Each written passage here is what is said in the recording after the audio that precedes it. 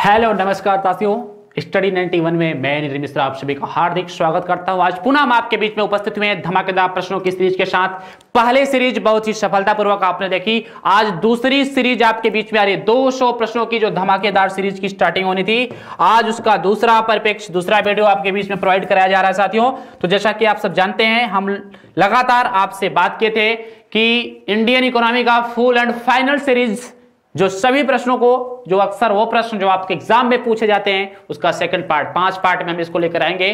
200 प्रश्नों की सीरीज, हर पार्ट्स में 40-40 क्वेश्चंस होंगे। तो साथियों, सभी लोग एक बार वीडियो को शेयर कर दीजिएगा और शानदार तरीके से आज के सेशन में पार्टिसिपेट करिए, अपने दोस्तों को भी आमंत्रित करिए। और अगर अभी तक स्टडी 91 का एप्लीकेशन डाउनलोड नहीं किया है तो गूगल प्ले स्टोर में जाकर के स्टडी 91 का एप्लीकेशन डाउनलोड कीजिए, वीडियो देखिए, वीडियो क्लासेस करिए, मॉक टेस्ट को सॉल्व करिए और शॉर्ट नोट्स भी वहां पर आपको उपलब्ध करा दिए गए हैं। थैंक यू साथियों। चलिए, पहला क्वेश्चन आपके स्क्रीन पर है, धमाकेदार प्रश्न। निम्न में से पूंजीवादी अर्थव्यवस्था का जनक किसे कहा जाता है? प्रश्न क्या है? Who is the father of capitalist economy? पूंजीवादी अर्थव्यवस्था के जनक Dadabhai Naoroji, Karl Marx, Adam Smith या इनमें से कोई नहीं? तो आपको पता होगा, दादा भाई नौरोजी को भारत का प्रथम आर्थिक चिंतक कहा जाता है। अगले वाले सेशन में बात हो चुकी है, यहां भी लिख दे रहा हूं, प्रथम आर्थिक चिंतक, भारत का प्रथम आर्थिक चिंतक किसको कहते हैं? तो प्रथम आर्थिक चिंतक कहा जाता है दादा भाई नौरोजी को। और आपके प्रश्न का सही जवाब है एडम स्मिथ। पूंजीवादी अर्थव्यवस्था के जनक कौन है? Adam Smith. समाजवादी अर्थव्यवस्था के जनक कौन है? Karl Marx. कार्ल मार्क्स समाजवादी अर्थव्यवस्था के जनक है। इनकी पुस्तक का नाम है दास कैपिटल, जो आपके एग्जाम में पूछी जाती है कि दास कैपिटल के रचयिता कौन है? तो कार्ल मार्क्स महोदय हैं। एडम स्मिथ की प्रसिद्ध पुस्तक का नाम है द वेल्थ ऑफ नेशंस। ये शॉर्टकट है साथियों, द वेल्थ ऑफ नेशंस। ये शॉर्ट फॉर्म है। शॉर्ट फॉर्म इसलिए बता रहा हूं क्योंकि यही आपके एग्जाम में पूछा जाता है। पूरा बता दूंगा तो आप परेशान हो जाएंगे। 1776 में किताब बनी और एडम स्मिथ जी को अर्थशास्त्र का भी जनक कहा जाता है। नेक्स्ट क्वेश्चन, भारतीय जीवन बीमा निगम की स्थापना कब किया गया? भारतीय जीवन बीमा निगम की स्थापना अक्सर प्रश्न पूछा जाने वाला जो है, वही मैं आपके बीच में लेकर आया हूं। 1952, 1950, 1956 या 1973? तो भारतीय जीवन बीमा निगम की स्थापना 1 सितंबर 1956 को किया गया। कब? 1 सितंबर 1956 को, LIC। नेक्स्ट क्वेश्चन चले साथियों, चलिए, विदेशों में सर्वाधिक शाखा खोलने वाली भारत की बैंक कौन है? पंजाब नेशनल बैंक, भारतीय state bank, bank of Baroda या सेंट्रल बैंक ऑफ इंडिया? बताइए। विदेशों में सर्वाधिक शाखा खोलने वाली बैंक भारतीय स्टेट बैंक है। कौन है? भारतीय स्टेट बैंक। इसका नाम भारतीय स्टेट बैंक का पड़ा तो नोट कर लीजिएगा, जुलाई 1955 में। इसके पहले इसको किस नाम से जानते थे? कब से? 1921 से 1955 तक इसको इंपीरियल बैंक ऑफ इंडिया कहा जाता था। क्या? Imperial bank of India. पूछ सकता है कि इंपीरियल बैंक ऑफ इंडिया का गठन कब किया गया? तो आप कहेंगे 1921 में। और इसी का नामकरण बाद में स्वतंत्रता के बाद जुलाई 1955 में क्या कर दिया गया? स्टेट बैंक ऑफ इंडिया या भारतीय स्टेट बैंक। ठीक है, यह इंपीरियल बैंक ऑफ इंडिया 3 बैंकों को मिलाकर के बनी थी। बैंकिंग वाला चैप्टर पढ़ेंगे, मैंने जो पढ़ा है सारी चीजें मैंने आपको उसमें बताया। भारतीय अर्थव्यवस्था में मुद्रास्फीति से क्या तात्पर्य है? मुद्रास्फीति यानी इन्फ्लेशन, यानी स्फीति का मतलब मुद्रा का ज्यादा होना। उसका मतलब क्या होता है? वस्तुओं एवं सेवाओं की कीमतों में गिरावट होना, आर्थिक समृद्धि में कमी होना, वस्तुओं एवं सेवाओं की कीमतों में लगातार वृद्धि होना, या इनमें से कोई नहीं। तो साथियों, वस्तुओं एवं सेवाओं के कीमतों में लगातार वृद्धि होना ही इन्फ्लेशन कहलाता है। क्या? वस्तुओं एवं सेवाओं के कीमतों में लगातार वृद्धि होना ही इन्फ्लेशन या मुद्रास्फीति कहलाता है। चलिए नेक्स्ट क्वेश्चन। हाँ, भारतीय अर्थव्यवस्था के संबंध में विचार कीजिए कि वर्तमान समय में भारत की अर्थव्यवस्था कैसी है। भारतीय अर्थव्यवस्था के संबंध में विचार कीजिए कि वर्तमान समय भारत की अर्थव्यवस्था कैसी है। विकासशील अर्थव्यवस्था, मिश्रित अर्थव्यवस्था, खुली अर्थव्यवस्था, उपरोक्त सभी। तो खुली तो बहुत दिन से पढ़ते हैं, माफ कीजिएगा, मिश्रित। और भारत एक विकासशील देश भी है, ये आपको पता होना चाहिए। और भारत एक ओपन इकोनॉमी भी है, मतलब ऐसी अर्थव्यवस्था जिसका किसी दूसरी अर्थव्यवस्था के साथ यदि वित्तीय संबंध है, फाइनेंशियल रिलेशन है, तो ओपन इकोनॉमी होगी। तो इसलिए उपरोक्त सभी याद कर लीजिएगा। अभी कुछ और इकोनॉमी बता रहा हूं। भारत में नियोजित अर्थव्यवस्था भी पाई जाती है, यानी प्लानिंग इकोनॉमी भी पाई जाती है। क्या? नियोजित अर्थव्यवस्था यानी प्लानिंग इकोनॉमी भी पाई जाती है। और भारत अल्प आश्रित सेमी डिपेंडेंट इकोनॉमी वाला भी देश है। अल्प आश्रित, आश्रित अल्प आश्रित अर्थव्यवस्था वाला भी देश है। और 3 अर्थव्यवस्थाएं उधर आपके सामने लिखी हैं, 5 हो गया। और स्वतंत्रता के आसपास, किसके आसपास?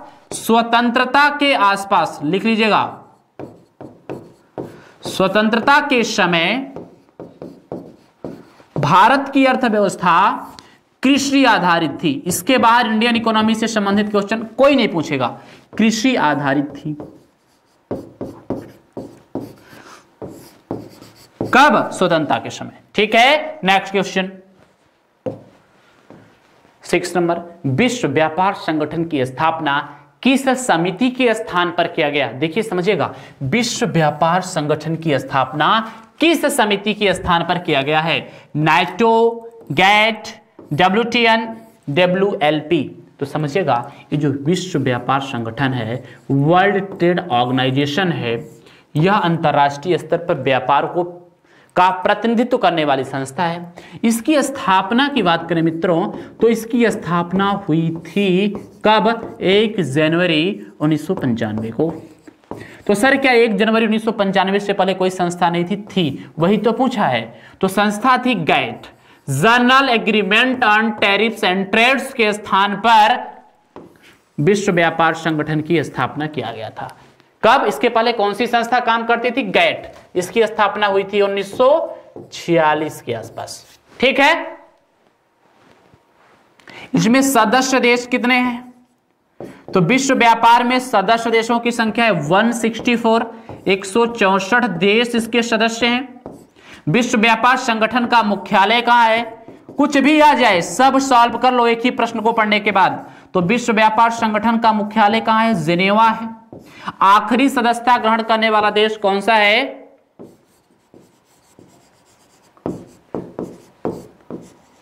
कौन सा है? अफगानिस्तान।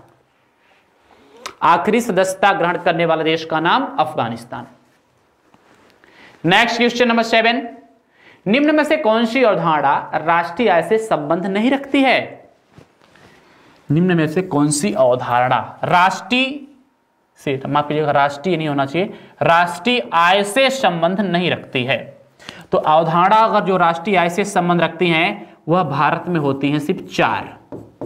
अब इसी में से देख लो, अगर इस 4 के अलावा कोई एक्स्ट्रा है तो इसका मतलब वो आपका जवाब होगा। क्योंकि क्या पूछा है? कौन संबंध नहीं रखती है? तो एक है GDP वो संबंध रखती है, एक है GNP वो संबंध रखती है, एक है NDP वो संबंध रखती है, एक है NNP वो संबंध रखती है। तो मेरे हिसाब से CPI संबंध नहीं रखेगी राष्ट्रीय आय से। कौन सी संस्था राष्ट्रीय आय से संबंध नहीं रखती है? तो कंज्यूमर प्राइस इंडेक्स। यह किससे संबंध रखती है? यह इन्फ्लेशन से संबंध रखती है दोस्त। मुद्रास्फीति यानी महंगाई से संबंध रखती है। CPI और WPI का संबंध महंगाई से है। राष्ट्रीय आय से संबंध रखने वाले कॉन्सेप्ट सिर्फ 4 हैं, GDP, GNP, NDP and NNP। राष्ट्रीय आय के चैप्टर को पढ़ेंगे शानदार तरीके से, सारी चीजें आपको समझ में आएंगी। नेक्स्ट, भारत में राष्ट्रीय आय मापन का आधार वर्ष क्या है? भारत में राष्ट्रीय आय मापन का आधार वर्ष क्या है? 2001-2, 2011-12, 2015-16, 1999-2000। देखिए आधार वर्ष क्या होता है? आधार वर्ष की तुलना में भी जीडीपी की गणना की जाती है। तो भारत देश का जो आधार वर्ष है न वर्तमान में वह है 2011-12। इसलिए इस प्रश्न का सही जवाब क्या होगा? Option B 2011-12। ये आधार वर्ष क्या होता है देखिए समझिएगा। जैसे 2011-12 में भारत की जीडीपी सपोज करिए कितने की थी? 100 करोड़ की थी। कितने की थी? 100 करोड़ की थी। अब 2020 में अगर भारत की जीडीपी कितने की हो गई? 105 करोड़ की सपोज करिए, तो क्या कहेगा कि आधार वर्ष की तुलना में जीडीपी में कितने परसेंट की वृद्धि हुई है? 5% की। कितने परसेंट की?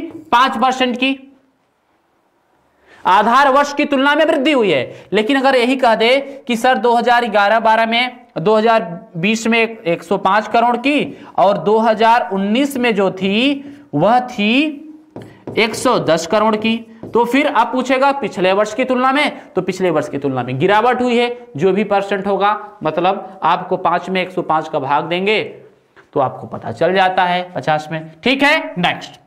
ये मैंने आपको सब पढ़ाया है। इरडा का संबंध किससे है?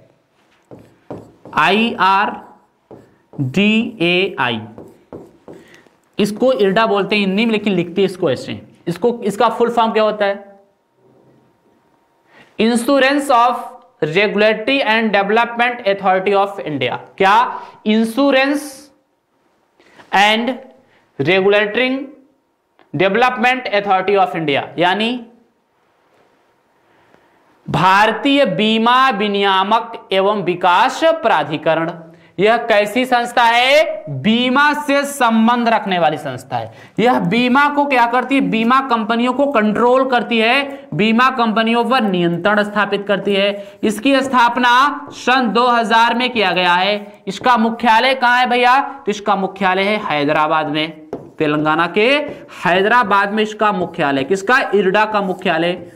ये पूछा जाता है आपके, यह किस कंपनी से संबंध रखती है? तो बीमा कंपनियों से संबंध रखती है और बीमा कंपनियों पर अपना नियंत्रण स्थापित करती है। नेक्स्ट क्वेश्चन, निम्न में से कौन सा देश सार्क का सदस्य नहीं है?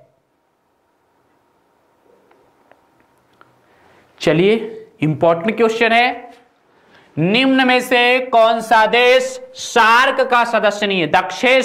दक्षिण एशियाई क्षेत्रीय सहयोग संगठन, जिसकी स्थापना की शुरुआत 1985 में हुई थी। यही प्रश्न पूछा है कि ऐसा वह कौन सा देश है जो दक्षिण में नहीं है? तो म्यांमार नहीं है। ठीक, नेक्स्ट, मुद्रा आपूर्ति में वृद्धि होने से भारतीय अर्थव्यवस्था पर क्या प्रभाव पड़ेगा? मुद्रा आपूर्ति में वृद्धि होने से भारतीय अर्थव्यवस्था पर क्या प्रभाव पड़ेगा? सोचकर बताइएगा। आर्थिक समृद्धि की दर धीमी हो जाएगी, निर्यात में वृद्धि हो जाएगी, मुद्रास्फीति में वृद्धि हो जाएगी, या उपरोक्त में से कोई नहीं। तो मुद्रा आपूर्ति में वृद्धि होने का मतलब है पैसे ज्यादा, यानी तरलता ज्यादा होगी। समझिएगा, आंसर ऑटोमेटिक पता चलेगा, क्योंकि इकोनॉमी यहां रट नहीं सकते। जब तरलता ज्यादा होगी तो मांग ज्यादा होगी, मांग ज्यादा होगी तो महंगाई ज्यादा होगी। क्या होगी? महंगाई ज्यादा होगी, और महंगाई ज्यादा होगी ना तो आर्थिक विकास की गति होगी तेज। क्या होगी? तेज होगी। और अगर मांग ज्यादा होगी तो आयात में वृद्धि होगा। अब देख लो क्या आपका ऑप्शन है। आर्थिक विकास की दर धीमी होगी, बिल्कुल गलत। निर्यात में वृद्धि होगी, नहीं, आयात में वृद्धि होगी। भैया डिमांड ज्यादा है तो मंगाएंगे, देंगे थोड़ी नहीं, लेकिन मुद्रास्फीति में वृद्धि होगी। देख लो क्या होगी? मुद्रास्फीति में वृद्धि होगी। नेक्स्ट 12 नंबर क्वेश्चन, भारत में बैंकिंग लोकपाल की शुरुआत कब हुई? बैंकिंग लोकपाल की शुरुआत भारत में कब हुई? बताइए। 1990 में, 95 में, 2000 में, 2005 में। बड़ा शानदार सा टॉपिक है बैंकिंग लोकपाल, अभी समझा रहा हूं। तो भारत में बैंकिंग लोकपाल की शुरुआत कब हुई? तो वह हुई 2015 में। कब हुई? 1995 में बैंकिंग लोकपाल की शुरुआत हुई। अच्छा, बैंकिंग लोकपाल का मतलब शुरू किसने की? अच्छा, बैंकिंग लोकपाल की नियुक्ति कौन करता है भाई? ये भी प्रश्न आजकल खूब बन रहे हैं। बैंकिंग लोकपाल की नियुक्ति कौन करता है? तो बैंकिंग लोकपाल की नियुक्ति करता है आरबीआई। यह कैसा प्लेटफॉर्म है? शिकायत करने वाला। बैंकिंग समस्याओं को आप आरबीआई से शिकायत कर सकते हैं। जैसे मान लीजिए किसी ब्रांच से आप परेशान हैं तो ऑनलाइन शिकायत कर सकते हैं। क्या कुछ खर्चा लगता है? सर नहीं। बैंकिंग लोकपाल में शिकायत करने के लिए क्या है? निःशुल्क है। कौन शिकायत कर सकता है? कोई भी ग्राहक, कोई भी किसी भी बैंक का ग्राहक, चाहे वह भारतीय बैंक हो, विदेशी बैंक हो, भारत का नागरिक हो, विदेशी नागरिक हो, लेकिन होना चाहिए अकाउंट कहां? भारत में। कोई भी किसी भी बैंक का ग्राहक शिकायत कर सकता है। कोई भी ग्राहक किसी भी बैंक का, वह भारतीय भी हो सकता है, विदेशी भी हो सकता है, लेकिन उसके कस्टमर कहां होंगे? माफ कीजिएगा, उसके अकाउंट्स कहां हो? भारत में हो। नेक्स्ट, नीली क्रांति का संबंध है, क्या पूछा है? Blue revolution. नीली क्रांति, दुग्ध उत्पादन, मत्स्य उत्पादन, अंडा उत्पादन, बांस उत्पादन। देखिए इसका तो सही जवाब है मत्स्य उत्पादन से, लेकिन दुग्ध उत्पादन का संबंध कौन सी क्रांति से? अगर मान लीजिए ना देकर के पूछ ले जाएगा तो क्या होगा? तो इसको बोलते हैं श्वेत क्रांति, व्हाइट रेवोल्यूशन। श्वेत क्रांति से संबंधित है। अंडा उत्पादन का संबंध किससे है? रजत क्रांति से। रजत जैसा दिखता है ना अंडा, किसके जैसा दिखता है भैया? रजत जैसा दिखता है, चांदी जैसा दिखता है। बांस को क्या बोलते हैं? हरित सोना क्रांति। बांस को भारत में हरा सोना संज्ञा दिया गया है, हरित सोना क्रांति।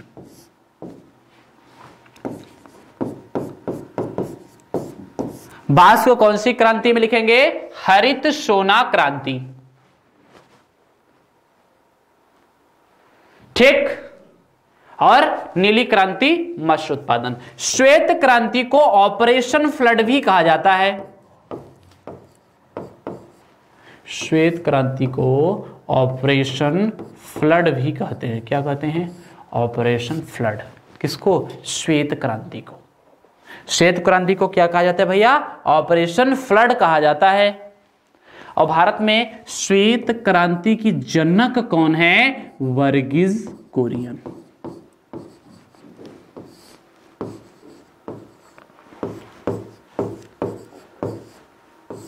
भारत में श्वेत क्रांति के जनक वर्गीज कुरियन महोदय हैं।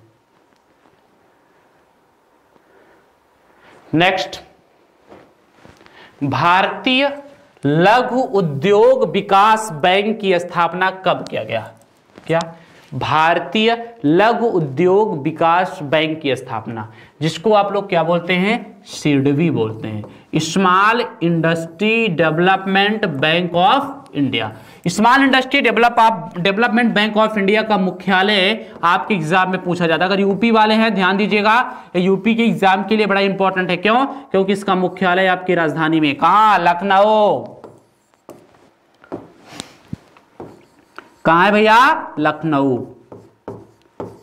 इसकी स्थापना कब हुई थी? तो इसकी स्थापना हुई थी 2 अप्रैल 1990 को। कब? सिडबी की स्थापना 2 अप्रैल 1990 को हुई थी। इसके वर्तमान एमडी का नाम अगर पूछ ले, प्रेजेंट या करंट एमडी, तो एमडी का नाम क्या है? मोहम्मद मुस्तफा। मोहम्मद मुस्तफा।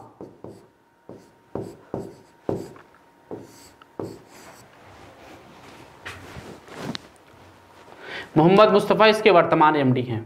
नेक्स्ट, निम्न में से भारत में गरीबी का कारण नहीं है पूछा है। गरीबी का कारण नहीं है। जनसंख्या में वृद्धि है, सामाजिक कुरीतियां हैं, प्रति व्यक्ति आय में वृद्धि, ये कारण नहीं है भैया। इससे तो वृद्धि हो जाएगी, बेरोजगारी तो है। प्रति व्यक्ति आय में वृद्धि होने से गरीबी थोड़ी ना होती है, तब तो गरीबी दूर हो जाएगी।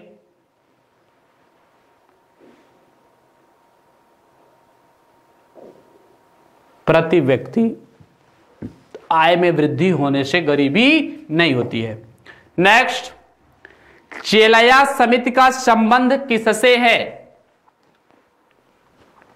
कौन सी समिति पूछ रहा है? चेलैया समिति बैंकिंग सुधार से है, कर सुधार से है, पंचायत सुधार से है या निर्वाचन सुधार से है?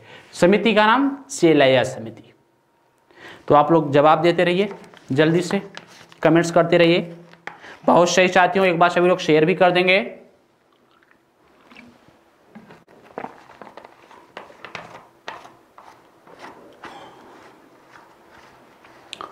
तो इसका सही जवाब है ऑप्शन बी, कर सुधार। चेलैया समिति का संबंध किससे है? कर सुधार। 17 नंबर प्रश्न का जवाब, वस्तु एवं सेवा कर किस प्रकार का कर है? क्या प्रश्न पूछा? जीएसटी, वस्तु एवं सेवा कर किस प्रकार का कर है? अप्रत्यक्ष कर, प्रत्यक्ष कर, एक चरणीय कर या उपरोक्त में से कोई नहीं। तो वस्तु एवं सेवा कर एक कैसा कर है? अप्रत्यक्ष कर है। और कैसा है? बहुचरणीय कर है, बहुचरणीय कर है। कैसा? बहुचरणीय कर है, एक चरणीय नहीं है, डायरेक्ट नहीं लगता, कई सिस्टम से लगता है। और यह भारत में अगर कहें तो 4 प्रकार से है भैया। कितने प्रकार से है? 4 प्रकार से है वस्तु एवं सेवा कर। जैसे CGST, central goods and service tax, SGST, इस पर भी एक वीडियो बहुत ही जल्दी मैं आपके बीच में लाने वाला हूं। पहले आप लोग क्वेश्चंस की सीरीज को पूरा कर लेंगे तब। राज्य वस्तु एवं सेवा कर,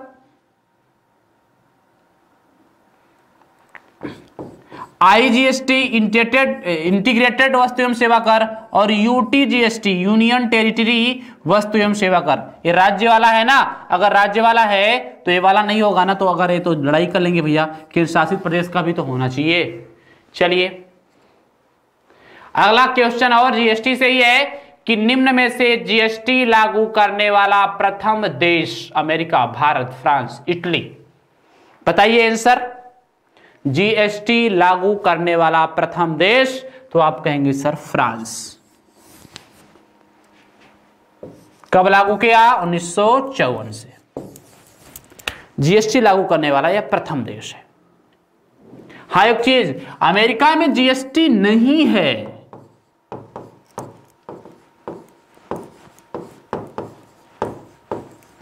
अमेरिका में जीएसटी नहीं है। 19 नंबर प्रश्न का जवाब देंगे। प्रश्न क्या है?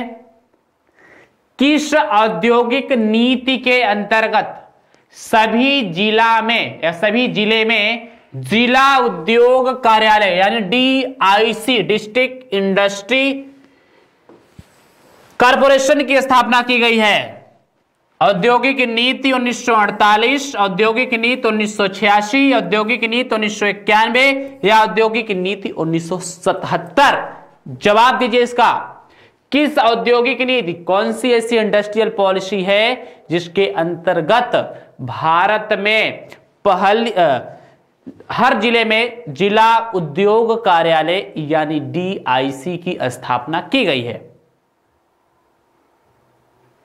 तो आप कहेंगे औद्योगिक नीति 1977। क्या? औद्योगिक नीति 1977। यह स्वतंत्र भारत की पहली औद्योगिक नीति है। यह भी क्वेश्चन पूछ सकता है कि स्वतंत्र भारत की पहली औद्योगिक नीति कब आई? तो स्वतंत्र भारत की पहली औद्योगिक नीति, नोट कर लीजिएगा, स्वतंत्र भारत की पहली औद्योगिक नीति कौन है? 1948 वाली पहली औद्योगिक,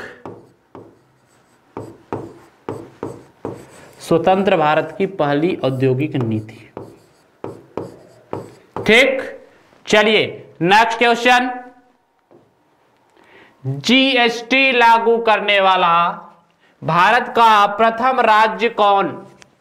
आंध्र प्रदेश, उत्तर प्रदेश, असम या जम्मू कश्मीर?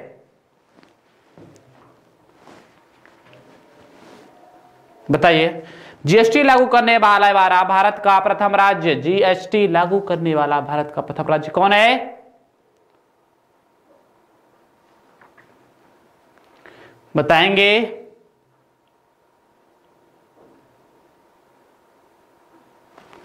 कौन है? असम है। और आखिरी राज्य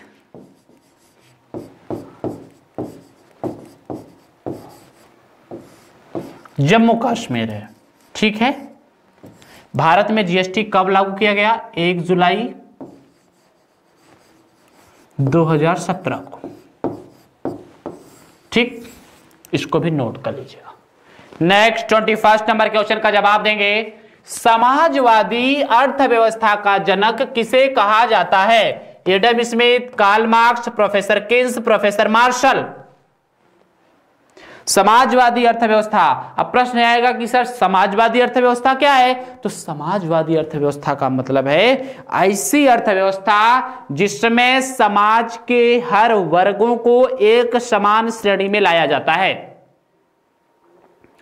ऐसी अर्थव्यवस्था जिसमें समाज के हर वर्गों को एक समान श्रेणी में लाए जाने का काम किया जाता है, उसको समाजवादी अर्थव्यवस्था कहते हैं। और समाजवादी अर्थव्यवस्था का प्रतिपादक कौन किया है? कार्ल मार्क्स जी ने किया है। और कार्ल मार्क्स की एक पुस्तक बड़ी फेमस है, उस पुस्तक का नाम है दास कैपिटल। पुस्तक का नाम क्या है? दास कैपिटल है। ये दास वाला जो शब्द है ना, वही अमेरिका से जो आपने सुना होगा, सबसे ज्यादा दासता किस देश में थी? अमेरिका में थी। दास का मतलब क्या होता है भैया? दास का मतलब होता है, क्या जानते हैं? एक वंशज रूप में नौकर होना या गुलाम होना दासता कहलाते हैं। वंश के हिसाब से हम, मेरे पिताजी, मैं, मेरा बेटा, उसका बेटा, मतलब एक वंश के हिसाब से। और ये निकृष्ट मतलब वर्ग के थे, तो इसको किस प्रकार से इसका उत्थान किया जाए, वही समाजवाद कहलाया। और एडम स्मिथ महोदय यह पूंजीवादी अर्थव्यवस्था के जनक है। एडम स्मिथ महोदय कौन सी अर्थव्यवस्था के जनक हैं? पूंजीवादी अर्थव्यवस्था के जनक हैं। पूंजीवादी अर्थव्यवस्था के जनक हैं कौन? Adam Smith. प्रोफेसर किंग्स ने राजकोषीय नीति के बारे में वर्णन किया था। राजकोषीय नीति, फिजिकल पॉलिसी और राजकोषीय नीति के ही माध्यम से क्या, कब? 1928-29 की जो बहुत बड़ी आर्थिक मंदी थी, उससे निपटने में सहायता मिली। प्रोफेसर मार्शल ने डिमांड्स ला दिया है, क्या दिया है? मांग का नियम दिया है। तो इसका पीडीएफ भी आपको डिस्क्रिप्शन बॉक्स में प्रोवाइड होगा दोस्तों, तो सभी लोग एक बार वीडियो को शेयर कर देंगे और आज के सेशन का जवाब देंगे। नेक्स्ट क्वेश्चन नंबर 22, अंतरराष्ट्रीय मुद्रा कोष का मुख्यालय कहां है? अंतरराष्ट्रीय मुद्रा कोष का मुख्यालय जिनेवा, वाशिंगटन डीसी, रोम या इनमें से कोई नहीं। तो ये क्वेश्चंस जो आपके सामने आ रहे हैं, ये आपके एग्जाम के लिए बहुत ही इंपॉर्टेंट है। तो अंतरराष्ट्रीय मुद्रा कोष का मुख्यालय कहां है? वाशिंगटन डीसी में है। और अंतरराष्ट्रीय मुद्रा कोष के साथ साथ वर्ल्ड बैंक का भी मुख्यालय, वर्ल्ड बैंक का भी मुख्यालय कहां है? अंतरराष्ट्रीय मुद्रा कोष में है। वर्ल्ड बैंक का प्रवेश द्वार किसको कहा जाता है? अंतरराष्ट्रीय मुद्रा कोष को। विश्व बैंक का प्रवेश द्वार, एंट्री गेट, किसको कहते हैं? अंतरराष्ट्रीय मुद्रा कोष को। देखिए, विश्व बैंक नहीं होता, यह विश्व बैंक समूह होता है। क्या होता है? विश्व बैंक समूह होता है। यह विश्व के 5 फाइनेंशियल इंस्टीट्यूट का एक संगठन है। 5 वित्तीय संगठनों का, जैसे IBRDI, आइडा, गेट, नेट, ये सब इसी में आते हैं। ICSID। नेक्स्ट क्वेश्चन नंबर 23, वर्तमान समय में RBI का वित्तीय वर्ष क्या है? देखिए सर, ये वर्तमान समय क्यों पूछ लिया? अक्सर समय तो यही पूछता था। एक प्रश्न का मैक्सिमम लोग गलत जवाब देंगे, मुझे पता है, इसलिए मैं अभी कमेंट्स नहीं कर रहा हूं। मैं पूरी कहानी बताऊंगा, उसके बाद ही कमेंट्स करूंगा। तो आपको इसका सही जवाब बताना होगा कि RBI का वर्तमान समय में वित्तीय वर्ष क्या है। तो देखिए, आरबीआई ने इस साल, आरबीआई का वित्तीय वर्ष कब से कब तक होता था? तो 1 जुलाई से 30 जून तक पहले होता था। कब होता था? 1 जुलाई से 30 जून तक होता था। लेकिन आरबीआई ने इस साल मतलब पिछले साल नवंबर दिसंबर 2019 में भारत देश के सामने एक प्रस्ताव रखा आरबीआई के केंद्रीय निदेशक बोर्ड ने कि हम भी अपना वित्तीय वर्ष भारत सरकार के वित्तीय वर्ष के बराबर करना चाहते हैं। तो भारत सरकार के वित्तीय वर्ष का मतलब है, भारत सरकार का वित्तीय वर्ष 1 अप्रैल से 31 मार्च तक रहता है। तो फिर क्या हुआ, सरकार ने संस्तुति प्रदान की, मान्यताएं दी, कहा ठीक है आप कर लो, अपना एडजस्ट कर लो। तो आरबीआई ने वर्तमान समय का जो वित्तीय वर्ष है, जो वर्तमान वित्तीय वर्ष है, वर्तमान वित्तीय वर्ष कौन सा वाला चल रहा है? 2020-21। तो 2020-21 में आरबीआई ने अपने वित्तीय वर्ष को घटा करके 9 महीने का कर दिया। कितने का कर दिया? 1 जुलाई से 31 मार्च तक कर दिया वर्तमान समय में। लेकिन 2021-22 से कितना हो जाएगा? 1 अप्रैल से 31 मार्च तक, जो देश का है, जो भारत सरकार का है। तो अब आप समझ गए होंगे, जो आरबीआई का लेखा वर्ष है अब वही, जो भारत सरकार का लेखा वर्ष है वही अब आरबीआई का भी लेखा वर्ष होगा। नेक्स्ट 24, भारत में बजट का जन्मदाता किसे माना जाता है? विलियम को, जेम्स विल्सन को, लॉर्ड कैनिंग को, लॉर्ड मिंटो को। तो देखिए भारत में जो बजट पेश किया गया था वह 18 फरवरी, इस डेट में बड़ा कंफ्यूजन है याद रखिएगा, लेकिन एनसीईआरटी का डाटा आपको बता रहा हूं। 18 फरवरी 1862 को भारत में पहली बार बजट पेश किया गया था। किसने किया था? जेम्स विल्सन ने किया था, और इसलिए जेम्स विल्सन को बजट का जन्मदाता कहा जाता है। और उस समय भारत का वायसराय कौन था? अगर पूछा जाए कि पहली बार जब भारत में बजट पेश किया गया था तो वायसराय कौन था, तो उस समय वायसराय थे लॉर्ड कैनिंग। कौन थे? Lord Canning.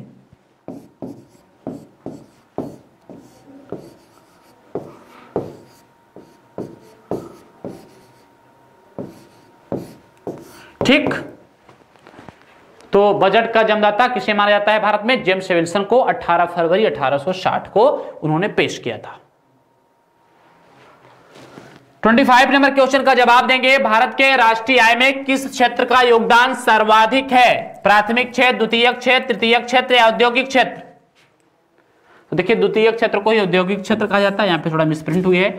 तो प्राथमिक क्षेत्र को तो भैया कृषि क्षेत्र कहते हैं, द्वितीयक क्षेत्र, तृतीयक क्षेत्र को सेवा क्षेत्र कहते हैं। तो क्या पूछा है? किस क्षेत्र का योगदान सबसे ज्यादा है? तीसरे नंबर पर है, दूसरे नंबर पर है, और पहले नंबर पर है तृतीयक क्षेत्र। तृतीयक क्षेत्र का मतलब सेवा क्षेत्र। सेवा का मतलब जैसे व्यापार, परिवहन, वित्तीय व्यवस्था, दूरसंचार व्यवस्था, शिक्षा, चिकित्सा, टेक्नोलॉजी, विधि, प्रशासनिक व्यवस्था, ये सब किसके अंतर्गत आता है? तो यह सब किसका पार्ट है? तृतीयक क्षेत्र का भाग है। बहुत सही। नेक्स्ट क्वेश्चन धमाकेदार। मांग के नियम का प्रतिपादन किसने किया था? Professor Keynes, professor Marshall, Adam Smith या कार्ल मार्क्स? मांग का नियम, डिमांड्स लॉ दिया था किसने? मार्शल महोदय ने। अच्छा, मांग का नियम क्या है? मांग का नियम यह कहता है कि अगर किसी भी वस्तु या सेवा की मांग में वृद्धि हो तो उसके कीमतों में वृद्धि होती है, और किसी भी वस्तु या सेवा के कीमत मांग में अगर कमी आ जाए तो उसकी कीमतों में कमी आ जाती है। आप समझ गए क्या बात है? अगर किसी भी वस्तु या सेवा के, अगर किसी भी वस्तु या सेवा के कीमतों में कमी आ रही है तो इसका मतलब है कि मांग कम है, और अगर कीमत बढ़ रही है तो इसका मतलब मांग ज्यादा है। यही है मांग का नियम। किसने दिया था? प्रोफेसर मार्शल ने दिया था। Next question. भारत में नोटों के निर्गमन की कौन सी प्रणाली अपनाई गई है? नगद आरक्षित प्रणाली, तरलता अनुपात, न्यूनतम कोष प्रणाली या अधिकतम कोष प्रणाली? कोष नहीं भैया, कोष।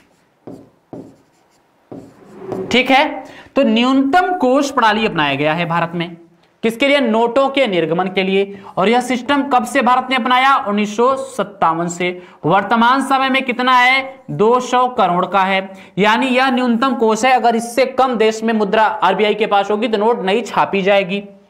और इसमें 115 करोड़ का सोना होना अनिवार्य है, गोल्ड होना अनिवार्य है।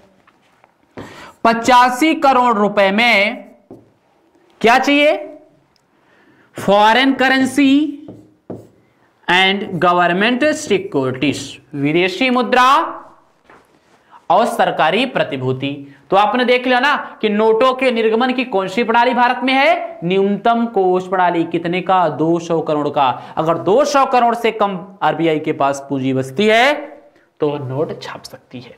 नेक्स्ट क्वेश्चन, 1 रुपए की करेंसी पर किसका हस्ताक्षर किया जाता है? आरबीआई के गवर्नर का, उप गवर्नर का, प्रधानमंत्री का, वित्त सचिव का। जो 1 रुपए की नोट आती है छोटी सी, पहली बात तो यह समझ लीजिएगा 1 रुपए की नोट भारत सरकार बनाता है, आरबीआई नहीं बनाता है।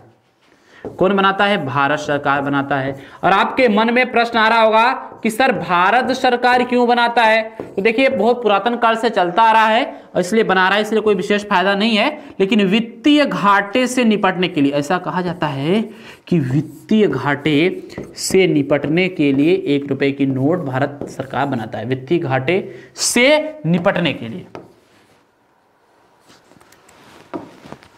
वित्तीय घाटे से निपटने के लिए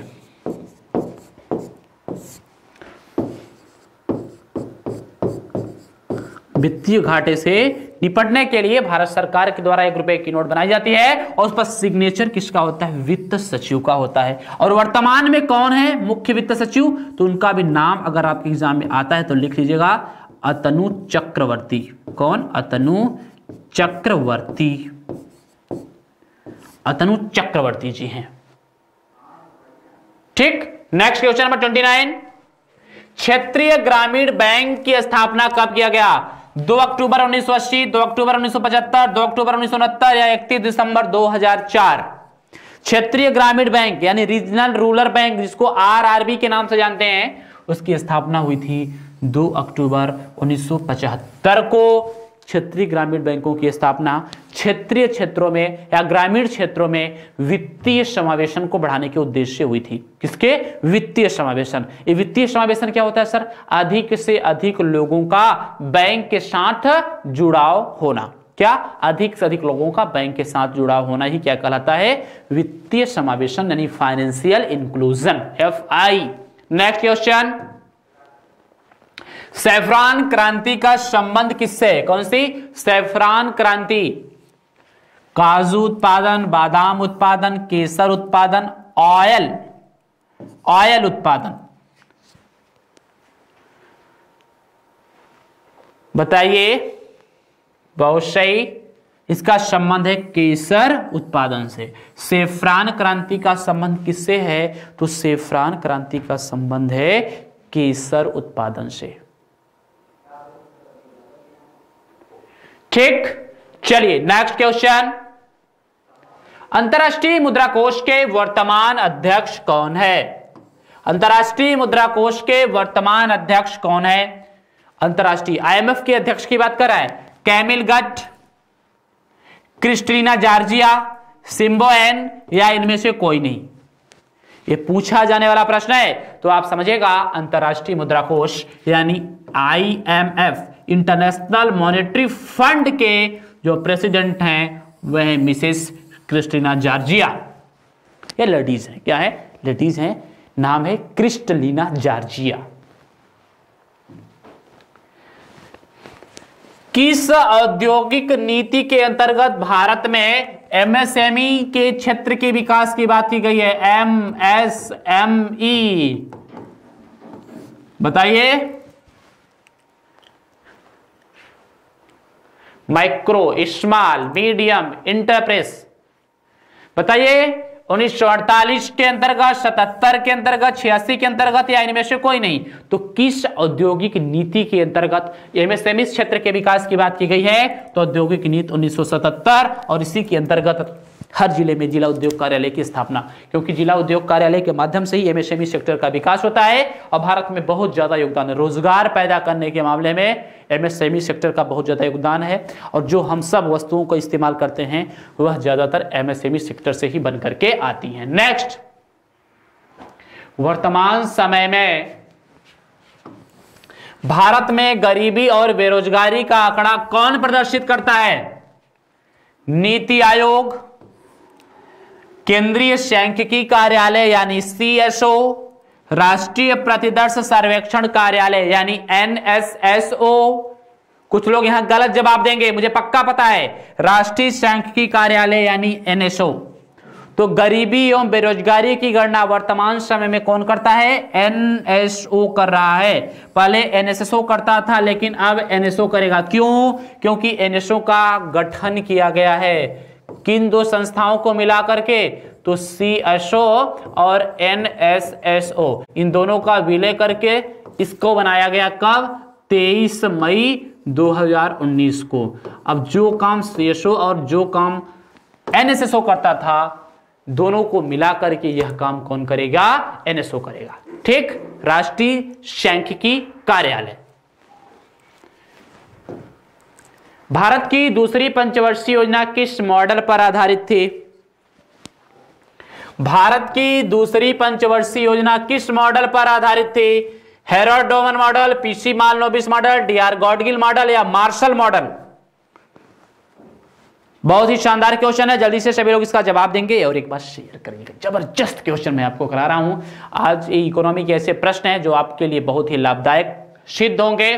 तो भारत की जो पहली पंचवर्षीय योजना थी वह हेरोल्ड डोमर मॉडल पर आधारित थी, कृषि विकास से संबंधित थी। 1951 से स्टार्ट हुई थी, 1951 से इसकी शुरुआत हुई थी भारत में पंचवर्षीय योजना का।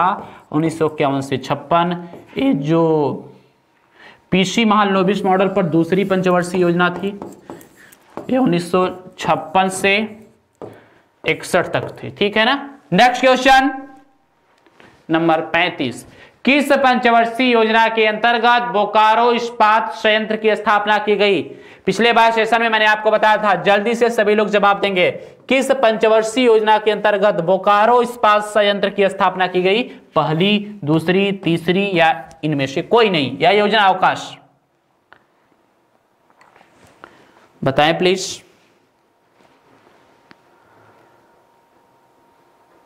तो तीसरी पंचवर्षीय योजना के अंतर्गत बोकारो इस्पात संयंत्र की स्थापना की गई थी। और कब की गई थी बोकारो इस्पात संयंत्र की स्थापना? 1964 में की गई थी। और किसके सहयोग से की गई थी?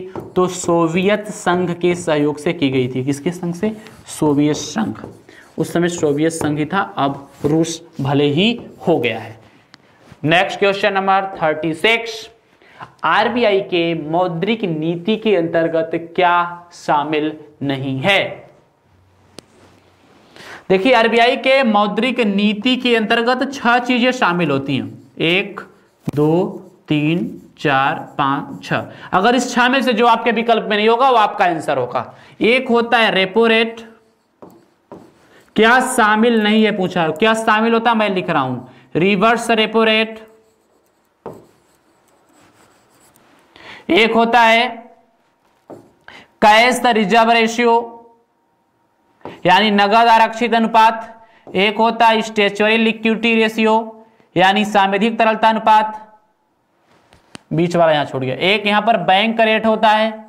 क्या होता है? Bank rate. और एक होता है ओपन मार्केट ऑपरेशन। तो आरबीआई के मौद्रिक नीति में यही 6 चीजें होती हैं, बैंक मार्क रेट नहीं होता है। ये 6 चीजें होती हैं जो आपके स्क्रीन पर लिखी गई हैं। आरबीआई के केंद्रीय निदेशक बोर्ड की वर्ष भर में कितनी बैठकें आयोजित की जाती हैं? आरबीआई के केंद्रीय निदेशक बोर्ड की वर्ष भर में कितनी बैठकें आयोजित की जाती हैं? 12, 8, 3, 6। तो वर्ष भर में 6 बैठकें आयोजित की जाती हैं। प्रत्येक तिमाही में एक बैठक होना अनिवार्य है। प्रत्येक तिमाही में एक बैठक होना अनिवार्य है। और आरबीआई के केंद्रीय निदेशक बोर्ड यानी सीडीबी में, केंद्रीय निदेशक बोर्ड का मतलब सेंट्रल डायरेक्शन बोर्ड, इसमें एक गवर्नर होता है और 4 डिप्टी गवर्नर होते हैं। ये वर्तमान में कौन है भैया? Shaktikanta Das. Shaktikanta Das. Next question 38 number, 2020-21 के बजट के अनुसार भारत का राजकोषीय घाटा कितना है? 3.8%, 3.5%, 5%, 5.3%। राजकोषीय घाटा यानी फिस्कल डेफिसिट कितना है? तो 3.5%। किसके हिसाब से? 2020-21। और अगर 2019-20 की बात करेंगे तो कितना था? 3.8% था। 2019-20 में कितना था? 3.8% था। नेक्स्ट क्वेश्चन, सरकार ने भारत को कब तक टीबी मुक्त देश घोषित करने का लक्ष्य रखा है? ये इंपॉर्टेंट क्वेश्चन है, आपके बजट से लिया गया क्वेश्चन है इकोनॉमी में, कि सरकार ने भारत को कब तक टीबी मुक्त देश घोषित करने का लक्ष्य रखा है? जल्दी से बताइए। 2030, 2025, 2022 या 2035? तो सभी लोग एक बार पुनः शेयर करेंगे। और मैं आपको बता देना चाहता हूं, हमारी मुलाकात फिर कल 8 बजे जरूर होगी विशेष प्रश्नों के साथ। तो 2025 तक सरकार ने भारत को टीबी मुक्त देश घोषित करने का लक्ष्य रखा है। नेक्स्ट क्वेश्चन नंबर 40, प्रधानमंत्री जन धन योजना का मुख्य उद्देश्य क्या था? प्रधानमंत्री जन धन योजना का मुख्य उद्देश्य 28 अगस्त 2014 से इसकी शुरुआत की गई है प्रधानमंत्री जन धन योजना की। तो आपको बताना होगा कि प्रधानमंत्री जन धन योजना का मुख्य उद्देश्य क्या था? प्राथमिक क्षेत्र के लोगों को सस्ते में ऋण उपलब्ध करवाना, पूर्वोत्तर भारत में बैंकिंग व्यवस्था को सुदृढ़ बनाना, वित्तीय समावेशन बढ़ाना, या सभी भारतीयों को वित्तीय सहायता प्रदान करना। तो देखिए, प्राथमिक जो आपका जनधन योजना की स्कीम है, इसका मुख्य उद्देश्य क्या था? वित्तीय समावेशन बढ़ाना, यानी सभी लोगों तक बैंक की पहुंच होना, और इसी को कहा जाता है वित्तीय समावेशन को बढ़ाना। क्या कहा जाता है? वित्तीय समावेशन को बढ़ाना। ठीक है साथियों, तो आज की क्लास में बस इतना ही। फिर मिलते हैं नेक्स्ट क्लास में। तब तक के लिए अपनी प्रिपरेशन को करते रहिए और शानदार तरीके से हमारी और आपकी मुलाकात होती रहेगी। Thank you, best of luck, जय हिंद।